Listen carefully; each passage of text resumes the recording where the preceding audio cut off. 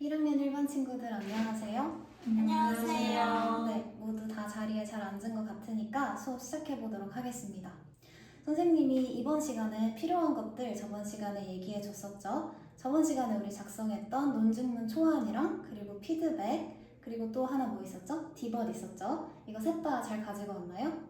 네. 네, 좋아요. 그러면 디벗은 먼저 우리 서랍 속에 넣어두고 지금은 우리 지난 시간에 작성했던 논증문 초고랑 피드백 체크리스트만 책상에 꺼내두도록 하겠습니다. 자, 여러분, 선생님이 1분 정도 시간을 줄 건데 이 시간 동안에 논증문 초고 작성했던 거 그리고 체크리스트 중에서 가장 기억에 남는 피드백은 무엇인지 그리고 수정하기로 계획했던 부분은 무엇인지 한번 생각해 보도록 하겠습니다. 지금부터 시작해 볼게요. 네, 시간이 다 되었습니다. 그러면 우리 떠올려 본 내용 한번 발표할 친구 있을까요? 저요. 네, 발표해 볼까요? 친구가 새 글의 근거를 신뢰하기 어렵다고 말한 게 제일 기억에 남아요. 제가 제시한 근거가 객관적인 자료보다는 개인적인 생각에 가까워서 설득력이 부족하다는 피드백이었어요. 그래서 공신력 있는 기관의 통계 자료나 연구 결과를 찾아 근거로 추가하기로 계획했어요. 네, 윤주가 말해준 것처럼 우리 논증문에서는 주장을 하는 것뿐만 아니라 주장에 대해서 설득력 있는 근거를 설정하는 것도 중요한 부분이었죠. 그래서 오늘은 우리 논증문의 설득력을 높이기 위해서 수정하는 과정을 한번 거쳐볼 거예요. 그 전에 우리 PPT에 있는 두 논증문 단락을 먼저 비교해 보도록 하겠습니다. 이 두 가지 글을 읽을 수 있는 시간 30초 줄게요. 한번 읽어볼까요? 네, 다 읽은 것 같아요. 그럼 선생님이 질문을 한번 해볼게요. 1번 글이랑 2번 글 중에서 더 이해하기 쉬운 글은 무엇인가요? 네. 두 번째 글이 더 읽기 편했어요. 네, 그러면 그 이유는 혹시 뭐였나요? 두 번째 글이 문장 길이가 적절하고 어려워서 이해하기 힘든 단어도 없었어요. 좋아요. 그러면 더 이해하기 쉬웠던 두 번째 글이 더 설득력 있게도 느껴졌을까요? 네, 내용을 쉽게 이해할 수 있어서 더 설득력 있게 느껴졌던 것 같아요. 네, 좋아요. 지금 1번 글과 2번 글은 결국에 같은 내용을 말하고 있어요. 하지만 사용하는 어휘나 문장의 길이에 따라서 글의 가독성이 달라지고 있죠. 이 부분은 독자가 글을 받아들이는 방식에도 영향을 주게 됩니다. 자, 그래서 오늘의 수업 내용은 단순히 지난 시간 피드백을 바탕으로 설득력을 높이는 것뿐만 아니라 예상 독자를 상정하고 독자가 잘 이해할 수 있도록 글의 가독성을 높이는 활동 또한 해볼 거예요.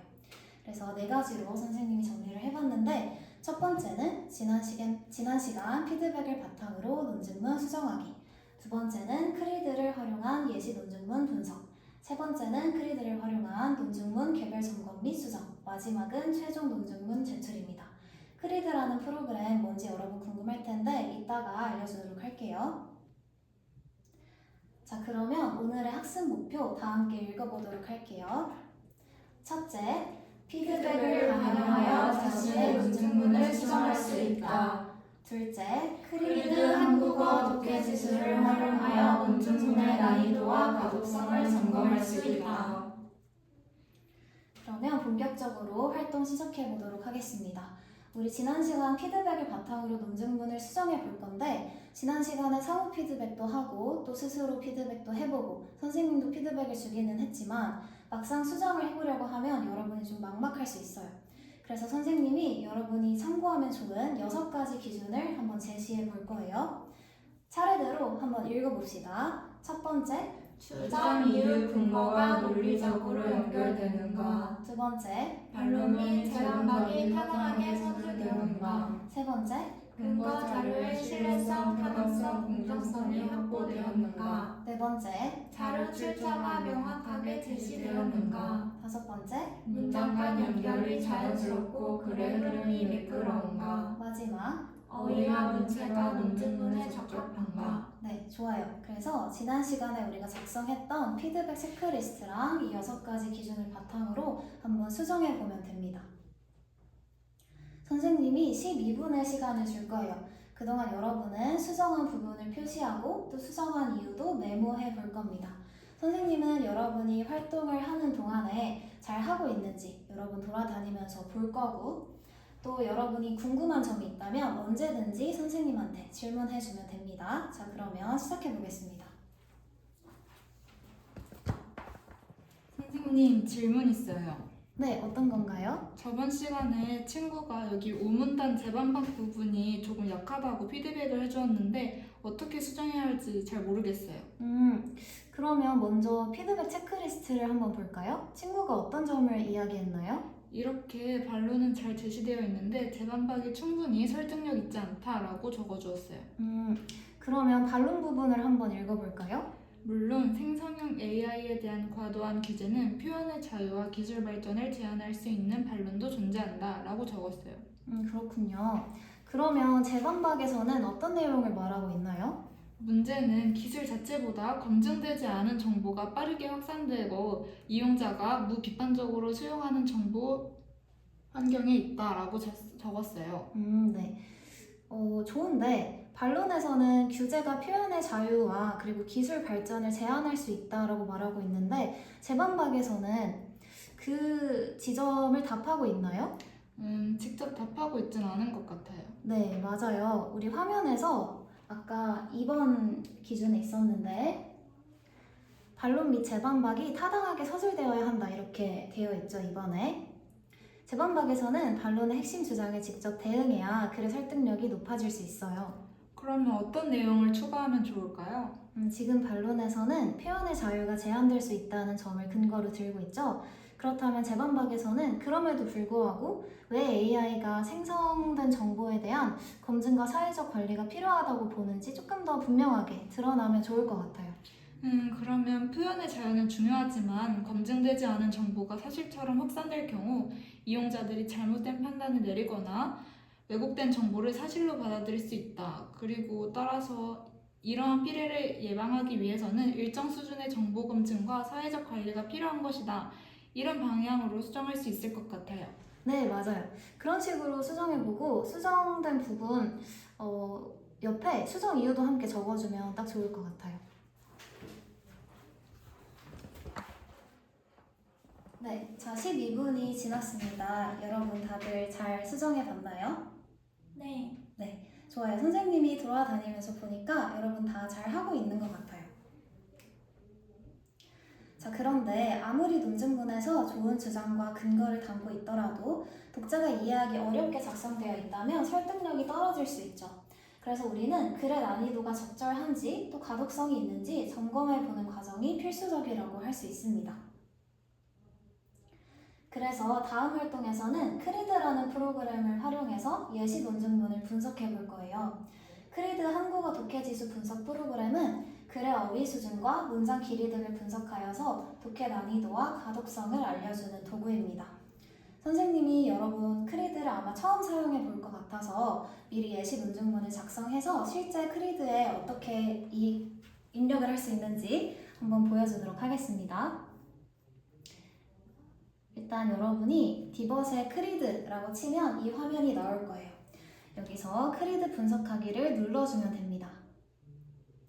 그러면 내용을 입력하는 칸이 나오는데 사용자 정보, 글의 유형, 제목 이렇게 작성해주고 또 내용도 입력해주면 됩니다. 선생님은 미리 입력을 해와서 이렇게 결과 화면을 띄워놨어요. 선생님의 글은 일단 난이도가 먼저 나와 있는데 10.54 학년 수준에서 이해할 수 있다 라고 나와 있습니다. 그리고 그 옆에 1754라는 숫자가 써져 있죠. 이 숫자가 의미하는 바는 이 밑에서 볼 수 있어요.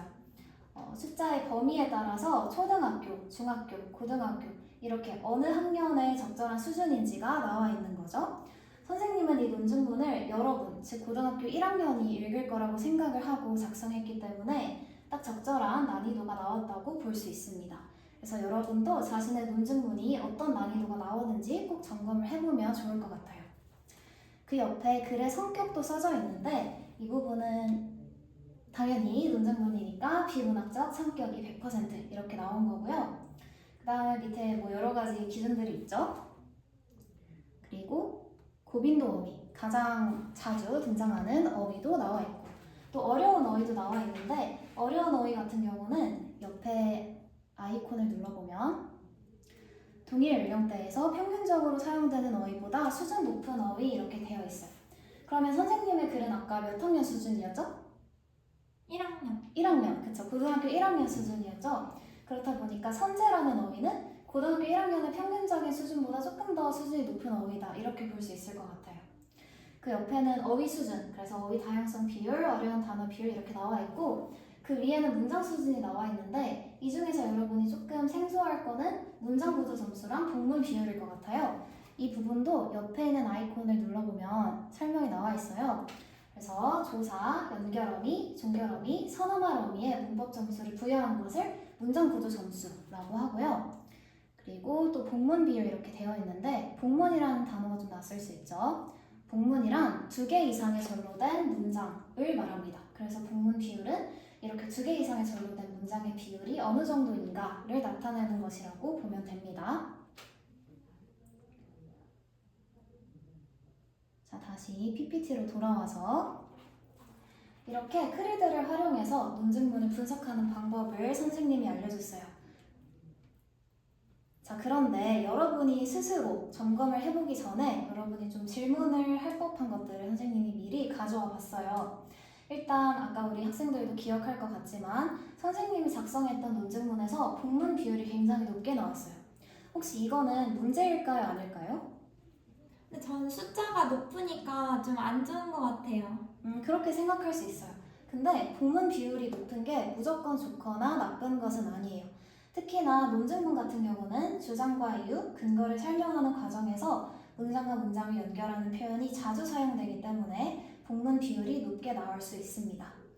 중요한 것은 단순한 수치가 아니라 복문으로 인해서 문장이 지나치게 길어지거나 복잡해져서 독자의 이해를 방해하는지의 여부입니다. 따라서 단순히 수치를 줄이거나 높이거나 이런 것에 집중하기보다는 독자의 이해를 결국에 방해하는가 이걸 기준으로 판단을 해주시면 돼요. 그 다음에 두 번째 질문, 어려운 어휘는 바꿔야 할까요? 어려운 어휘는 무조건 바꿔야 한다고 생각하나요?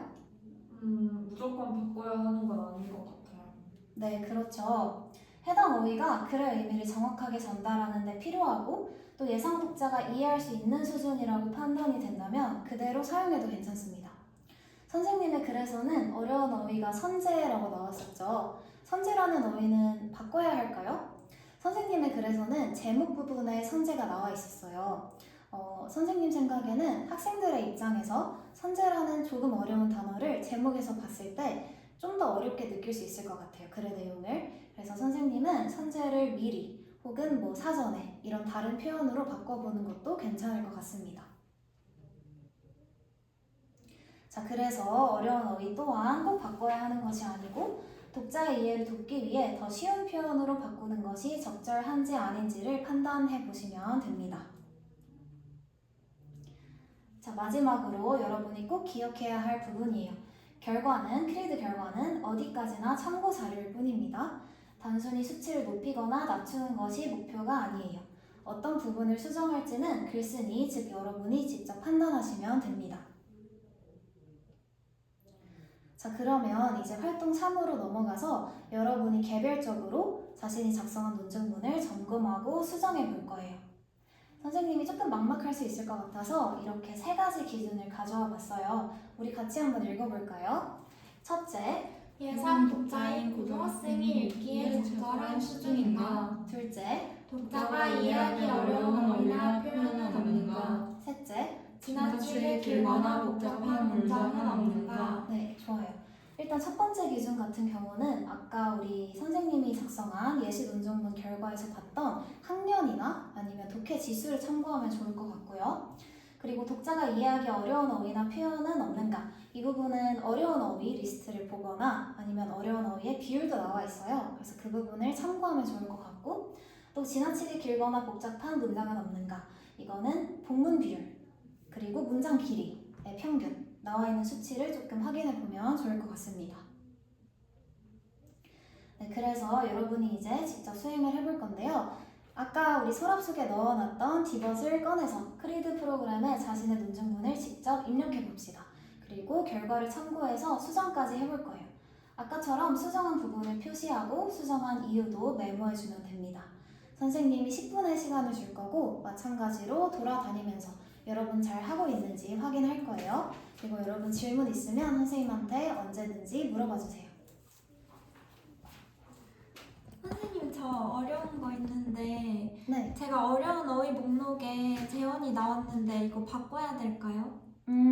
그러면 논증문 어디에서 사용됐는지 한번 볼까요? 제가 결론 부분에서 학교와 사회는 AI 의존으로 인한 문제를 예방하기 위한 교육적 재원을 마련해야 된다라고 이렇게 썼거든요. 그렇군요. 여기서 재원은 어떤 의미로 사용된 거예요? 그 문제를 해결하기 위한 의견이나 방안을 제시한다 이런 의미로 사용했어요. 그렇죠. 예상 독자인 고등학교 1학년 학생들이 이 단어를 쉽게 이해할 수 있을까요? 좀 어려워할 수도 있을 것 같아요. 그러면 독자의 이해를 돕기 위해서 좀 더 쉬운 표현으로 바꿀 수도 있을 것 같아요. 어떤 표현이 가능할까요? 교육적 방안이나 교육적 제안 이 정도로 바꿀 수 있을 것 같아요. 좋아요. 중요한 거는 어려운 어휘를 무조건 바꾸려고 하는 게 아니라 예상 독자가 글을 이해하는데 도움이 되는지를 고려해서 한번 판단해 보는 거예요. 자신의 의도가 잘 드러나는 표현으로 수정해 보면 좋을 것 같아요. 네, 자, 시간이 다 되었습니다. 여러분 잘 수정했죠? 선생님이 돌아다니면서 보니까 잘 하고 있는 것 같아요. 자, 우리 수정이 끝났다면 드디어 최종 논증문을 제출해 볼 시간입니다. 제출하기 전에 꼭 이름이랑 날짜 그리고 분량 다시 한번 확인해 보고 제출해 주면 돼요. 네, 보니까 우리 친구들이 잘 제출을 해준 것 같아요. 그러면 우리 드디어 프로그램을 마무리할 시간입니다. 무려 9차시에 걸쳐서 담론장 프로그램을 함께 학습을 해봤죠? 우리 첫 번째 차시부터 오늘 했던 마지막 차시까지 어떤 과정을 거쳤는지 한번 다시 정리해 볼게요. 일단 첫 번째 시간에는 우리 교과서에 있었던 관내분실이라는 본문을 학습했었어요. 그리고 관내분실 딜레마를 논의했었죠. 또 딜레마 설정을 해봤어요. 자기가 현실 속에서 어떤 딜레마를 느꼈는지, 그리고 딜레마 3분 발표를 해보고 그걸 바탕으로 비슷한 딜레마를 발표한 친구들끼리 조를 구성해봤죠. 그리고 조별 토론을 준비했어요. 마인드맵도 그려보고 AI 프롬프트도 입력해보고 또 찬반 진영을 나누어서 조별 토론을 진행한 후에는 토론 내용을 정리하고 그걸 바탕으로 논증문 개요표도 작성했었죠. 또 추가 자료를 탐색하고 근거를 보완하는 활동을 거쳐서 논증문 초고를 작성하고 피드백도 했었습니다. 그리고 오늘은 논증문을 수정하고 또 우리 크리드도 활용해봤죠. 또 최종 논증문을 제출하는 것까지 해서 프로그램이 마무리되었습니다. 자, 그러면 여러분이 프로그램을 수행하면서 어땠는지 한번 되돌아보도록 할게요. 일단 제일 어려웠던 게 뭔지 한번 발표해볼 친구 있을까요? 저요. 네, 발표해볼까요? 신뢰할 수 있는 자료를 찾는 게 어려웠어요. 또 있나요? 저요. 네.